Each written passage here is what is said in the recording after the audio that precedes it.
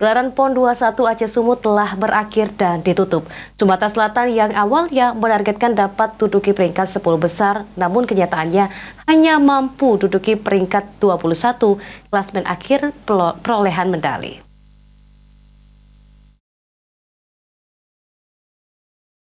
Target Sumsel pada pelaksanaan PON 21 Aceh Sumut jauh dari target yang dicanangkan.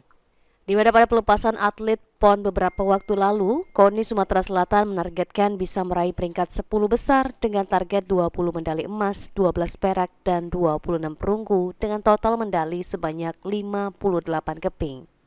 Namun kenyataannya, pada gelaran PON kali ini Sumatera Selatan hanya mampu mendapatkan 6 emas, 15 perak, dan 30 perunggu.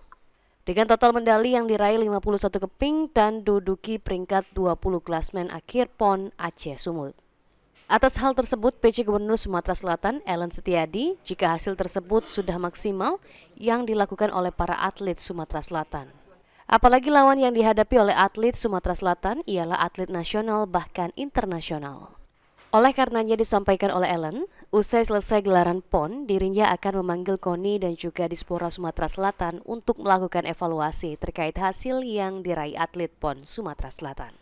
Nanti kita juga bicara dengan KONI, dengan Dispora, langkah-langkah apa untuk pembenahan ke depan, sehingga nanti target kita bisa lebih meningkat dari yang. Diketahui pada gelaran PON Aceh Sumut, tim Jabar tampil sebagai juara umum, disusul daerah khusus Jakarta peringkat kedua dan Jatim peringkat ketiga. Firman Hidayat, PAL TV.